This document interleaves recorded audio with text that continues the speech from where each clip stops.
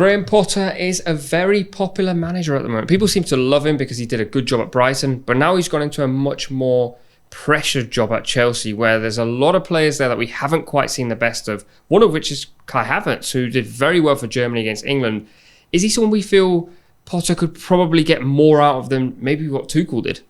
Well, the thing about Tuchel was the kind of, it seemed to be quite restrictive on what Kai Havertz was able to do in that Chelsea side. There's a lot up in the air about this conversation, which is why it's good to have it. But because of course, there's been a lot of change in Chelsea generally, and it's also a very different job to the job that Potter was doing at Brighton. At Brighton, the conversation every week pretty much was like, I really enjoyed watching that Brighton side play, but it's a shame good vibes. They haven't got anyone finishing. I know Brighton fans will probably be up in arms, but they're friendly bunch anyway, so it's fine. But Brighton fans will probably not like to hear that said back to them. But that was the situation, wasn't it? It was like there wasn't any end product. It was beautiful football. Potter was getting the best out of people, but they couldn't necessarily find the back of the net. And it sort of early doors of Chelsea, a tiny bit looked in the Champions League, a tiny bit looked similar, didn't it? So it'll be interesting to see more broadly, as well as with these specific players, what's likely to come next. I don't think it hurts Kai Havertz as a new manager in. Graham Potter has developed a reputation of being able to get the best out of players. I'm sure that he looked at the squad before he took the job and thought, there are a bunch there that I can adapt to my system.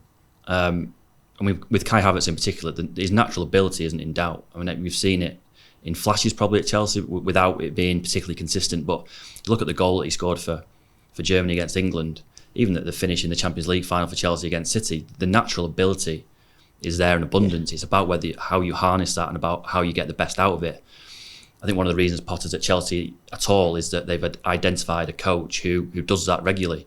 That if he can, with the best will in the world, get Brighton, those players at Brighton playing in that way and playing so well, then if you extrapolate that, presumably you can get more out of better players at Chelsea, and Kai Havertz is one of them. Obviously, we're dealing with a very, very small sample size at the moment, so it's very, very. We could be easily sat here in 6 months' time going, I can't believe Graham Potter's wasted Kai Havertz. He needs to go back to Brighton. But on the face of it, it does look like a good fit. Obviously, it will depend on Havertz in particular, and the rest of his teammates trying to buying into what Potter is trying to do, and that's key.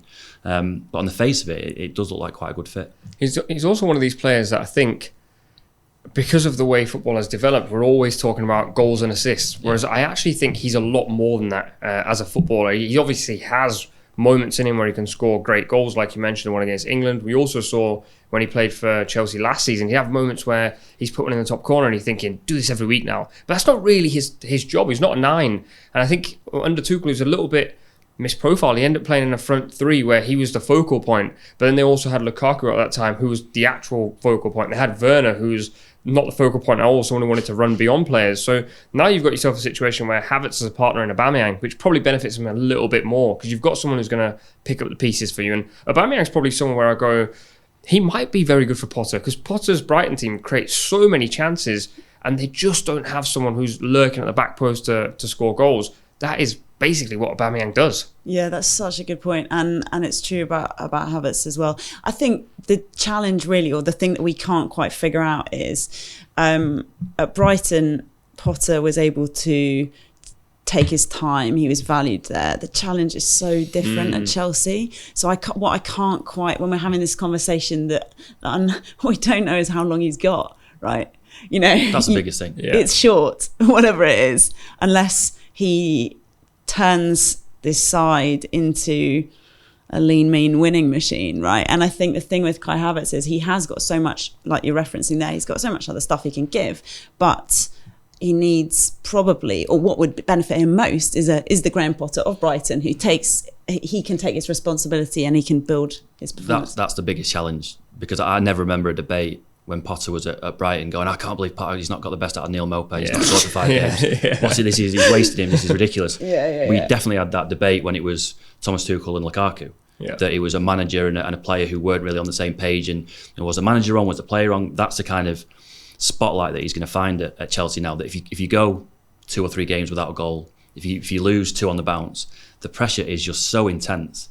And even Havertz, you could be winning games and Havertz could go 15 games without a goal, and there would still be a debate around whether he's the right manager for Kai Havertz. Why can't you get the best out of Kai Havertz? We all know that he's great, but you can't get the best out of him. That's something that he's never experienced at Brighton. There's just no hiding place when you manage Chelsea. And when you look at their last result in the Champions League, 1-1 against Salzburg, and they didn't play well. They looked awful, to be fair. And then I looked at the 11 and I thought, there's a lot of players there who are waiting. We're kind of like waiting for them to do something. Like Mason Mount is another profile, and I think England fans do love him, and I think he's a very good footballer. But I think we're a long way away from seeing the best of him. Then you've got Jorginho in there. Kovacic is always injured. Sterling is another one who played at left wing back, but left wing, the Trossard role. And you kind of go, I don't know how long Sterling's going to stand for that. And I think that's the difference. Really? At Brighton. Yeah, I think at Brighton you go, Solly March, go play left wing back for me. He's played him right wing back at times. I think he played him left centre back for a game. He's not a left centre back at all. Yeah. He's then also said to Trossard, who's technically a wizard, go play left wing back for me. I think you said at Sterling for 5 or 6 games, you don't win for 2 or 3 of those, and I think players like Sterling start going, I'm not sure you can tell me what to do.